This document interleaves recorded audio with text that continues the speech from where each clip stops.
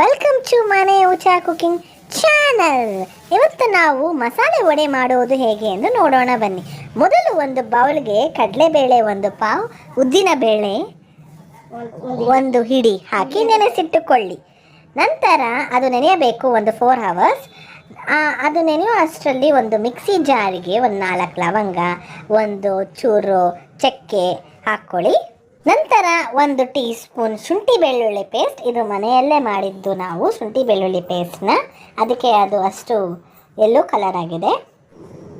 ನಂತರ ಒಂದು 4 ಹಸಿಮೆಣಸಿನಕಾಯಿ ನಿಮ್ಮ ಖಾರಕ್ಕೆ ಅನುಗುಣವಾಗಿ ಹಾಕಿಕೊಳ್ಳಿ.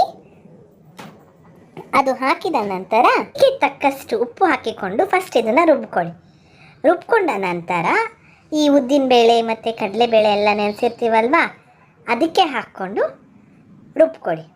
ಮಿಕ್ಸ್ ಆಗಲಿ ಪರವಾಗಿಲ್ಲ, ಅರ್ಧವಾಗಿ ರುಬ್ಕೊಬೇಕು. ಈ ಕಡಲೆಬೇಳೆನೆಲ್ಲ ಯಾವತ್ತಿಗೂ ನುಣ್ಣಕ್ಕೆ ರುಬ್ಬಾರ್ದು, ರುಚಿ ಚೆನ್ನಾಗಿ ಬರಲ್ಲ.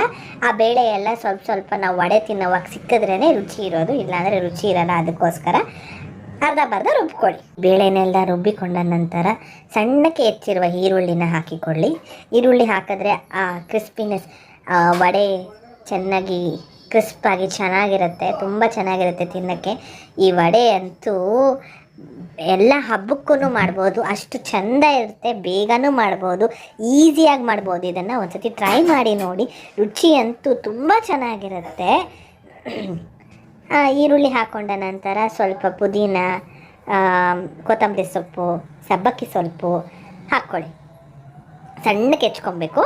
ಹಾಕ್ಕೊಂಬಿಟ್ಟು ಚೆನ್ನಾಗಿ ಮಿಕ್ಸ್ ಮಾಡಿ, ಸಬ್ಬಕ್ಕಿ ಸೊಪ್ಪು ಸಣ್ಣಕ್ಕೆ ಹೆಚ್ಕೊಬೇಕು, ಪುದೀನ ಎಲ್ಲ ಹಾಕ್ಕೊಂಬಿಟ್ಟು ನಂತರ ಒಂದು ಮಿಕ್ಸಿ ಜಾರಿಗೆ ಈ ತೆಂಗಿನಕಾಯಿ ಹಸಿಕಾಯಿನ ಸ್ವಲ್ಪ ಕಚ್ಚಪಚ್ಚವಾಗಿ ರುಬ್ಬಿಬಿಟ್ಟು ಮತ್ತು ಅದನ್ನು ಹಾಕ್ಕೊಂಡು ಚೆನ್ನಾಗಿ ಎಲ್ಲನೂ ಮಿಕ್ಸ್ ಮಾಡ್ಕೊಳ್ಳಿ. ಚೆನ್ನಾಗಿ ಮಿಕ್ಸ್ ಮಾಡ್ಕೊಂಬಿಟ್ಟು 1-2 ಮಿನಿಟ್ಸ್ ಪ್ಲೇಟ್ ಮುಚ್ಚಿಬಿಟ್ಟು ಬಿಟ್ಬಿಡಿ.